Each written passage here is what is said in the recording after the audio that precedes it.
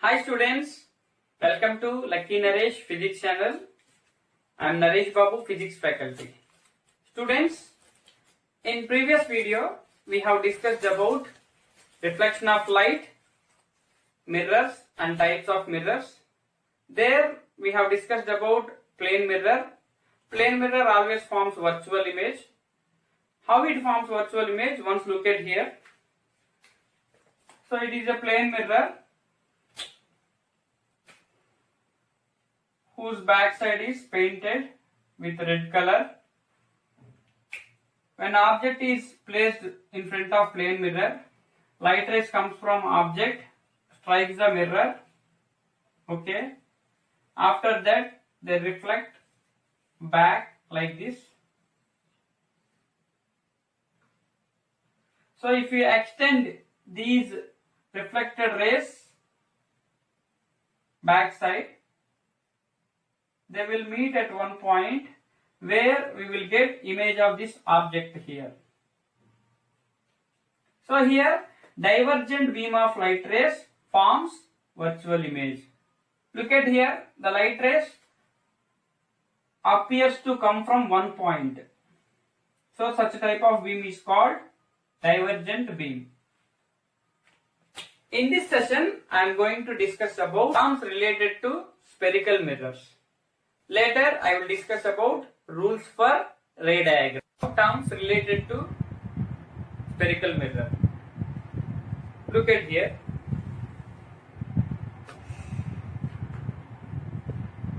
Here I am considering one hollow sphere. Hollow sphere means it is like a football. Otherwise, any ball if you take means that is like a hollow sphere. This hollow sphere, I am considering AB is a concave mirror.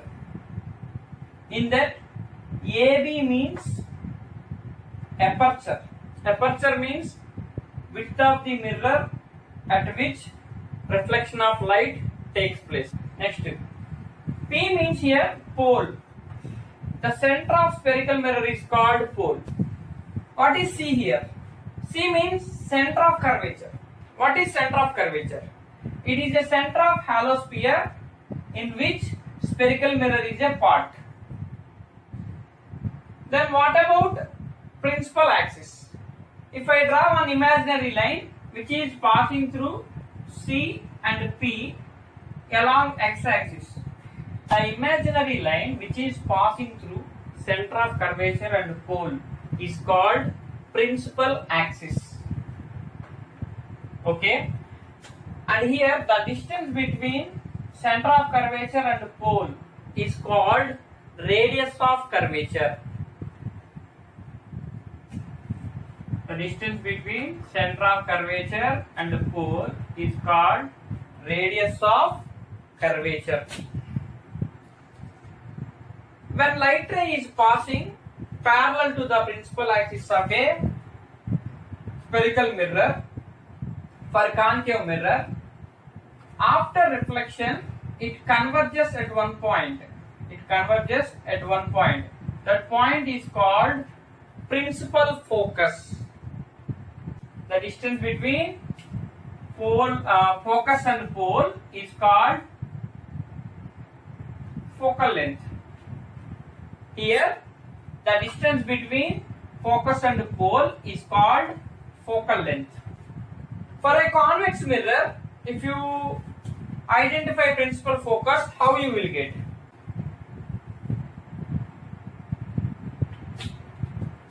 It is pole, okay, the center of curvature. A light ray is passing parallel to the principal axis of a convex mirror. After reflection, it appears to come from one point on the principal axis. That point is called principal focus. See, after reflection, it appears to come from one point. That point is called principal focus. The distance between pole and focus is called focal length. Okay. And here the distance between center of curvature and pole is radius of curvature. Relation between focal length and radius of curvature. See here, f equal to r by 2.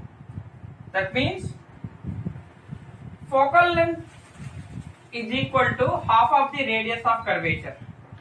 Here, principal focus is exactly midpoint of pole and center of curvature. Due to that, focal length equal to r by 2. From that, r equal to 2 times of focal length. So here, that's about relation between focal length and radius of curvature. Once again, I am repeating principal focus. Principal focus means for a concave mirror, see, a light ray is passing parallel to the principal axis of a concave mirror. After reflection, it converges at one point or it meets at one point. That point is called principal focus of concave mirror. Then what about for convex mirror? A light ray is passing parallel to the principal axis of a convex mirror. After reflection appears to come from one point on the principal axis. That point is called principal focus. And here the distance between pole and focus is focal length. So what is the relation between focal length and radius of curvature? That is f equal to small f equal to r by 2. Here principal focus is a midpoint of pole and center of curvature. Due to that, focal length equal to half of the radius of curvature. From that, radius of curvature equal to 2 times of focal length. For suppose, if radius of curvature 12 centimeter, what about focal length? That is 12 by 2, 6 centimeter. If focal length is 8 centimeter, what about radius of curvature? That is 2 times of focal length, 2 into 8, 16 centimeter. Okay. Next, I will discuss about rules for ray diagrams. Now, rules for ray diagrams. Spherical mirrors follow some rules to form image.